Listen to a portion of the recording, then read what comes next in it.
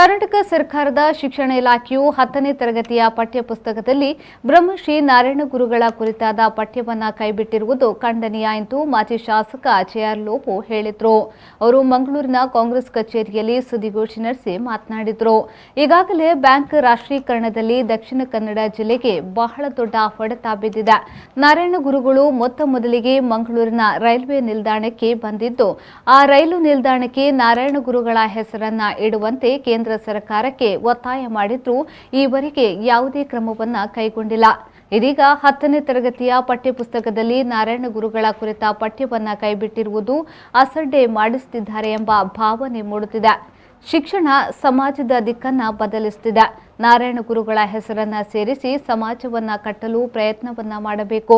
ನಾರಾಯಣ ಗುರುಗಳು, ಬಸವಣ್ಣ, ಪೆರಿಯಾರ್ ಅವರ ಹೆಸರನ್ನ ಕೂಡ ಕೈಬಿಟ್ಟಿರುವುದು ಬೇಸರ ತಂದಿದೆ ಎಂದು ಮಾಜಿ ಶಾಸಕ ಜೆಆರ್ ಲೋಬೋ ಹೇಳಿದರು. ಕರ್ನಾಟಕ ಸರ್ಕಾರದ ಶಿಕ್ಷಣ ಇಲಾಖೆಯು ತನ್ನ 10ನೇ ವರ್ಗದ ಪಠ್ಯ ಪುಸ್ತಕದಲ್ಲಿ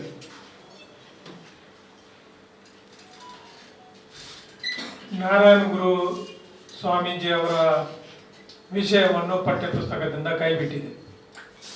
ಇದೇ ಬಿಜೆಪಿ ಸರ್ಕಾರ ತನ್ನ ಅಧಿಕಾರಾವಧಿಯಲ್ಲಿ, ಅದು ಕೇಂದ್ರ ಸರ್ಕಾರವಾಗಲಿ ರಾಜ್ಯ ಸರ್ಕಾರವಾಗಲಿ, ಬ್ಯಾಂಕ್ ರಾಷ್ಟ್ರೀಕರಣದಲ್ಲಿ ನಮ್ಮ ದಕ್ಷಿಣ ಕನ್ನಡ ಜಿಲ್ಲೆಗೆ ಬಹಳ ದೊಡ್ಡ ಒಂದು ಪೆಟ್ಟನ್ನು ಕೊಟ್ಟಿದೆ. ನಮ್ಮ ಕಾರ್ಪೊರೇಷನ್ ಬ್ಯಾಂಕ್ ಅನ್ನು ಹೆಸರು ಇಲ್ಲದಂತೆ ಮಾಡಿದೆ, ವಿಜಯ ಬ್ಯಾಂಕ್ ಅನ್ನು ಹೆಸರು ಇಲ್ಲದಂತೆ ಮಾಡಿದೆ, ಸಿಂಡಿಕೇಟ್ ಬ್ಯಾಂಕ್ ಅನ್ನು ಕೂಡ ಹೆಸರು ಇಲ್ಲದಂತೆ ಮಾಡಿದೆ. ನಾರಾಯಣ ಗುರುರವರ ಜನ್ಮ ದಿವಸದ ಆಚರಣೆಯನ್ನು ಮಾಡಲಿಕ್ಕೆ 10ನೇ ತರಗತಿಯಲ್ಲಿ ಅವರ ಹೆಸರಿಗಿರುವಂತ ಪಠ್ಯ ಪುಸ್ತಕವನ್ನು ಕೈಬಿಟ್ಟಾಗ ಇದು ಬೇಕಂತ ಮಾಡ್ತಾ ಇದ್ದಾರೆ. ನಾರಾಯಣ ಅವರಿಗೆ ಇದೊಂದು ಅಸಡ್ಡೆ ಮಾಡ್ತಾ ಇದ್ದಾರೆ ಎಂಬ ಭಾವನೆ ಖಂಡಿತ ಬರ್ತಾ ಇದೆ.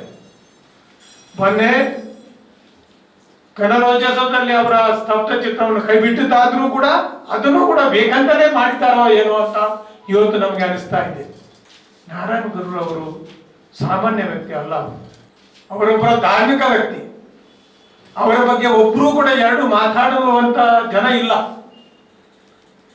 ಅಂಥ ವ್ಯಕ್ತಿಯ ಹೆಸರನ್ನು ನಾವು ಪಠ್ಯ ಪುಸ್ತಕದಲ್ಲಿ ಹಾಕದಿದ್ದರೆ ಇವತ್ತಿಗೆ ನಮ್ಮ ಹೊಸ ನೂತನ ಜನಾಂಗಕ್ಕೆ ನಾವು ಯಾವ ದಾರಿಯನ್ನು ತೋರಿಸ್ತೀವಿ? ಇವತ್ತು ನಾರಾಯಣ ಗುರುರವರ ಹೆಸರನ್ನು ನಾವು ಸೇರಿಸಿ ಸಮಾಜವನ್ನು ಕಟ್ಟಲಿಕ್ಕೆ ನಾವು ಪ್ರಯತ್ನ ಮಾಡ್ತೀವಿ.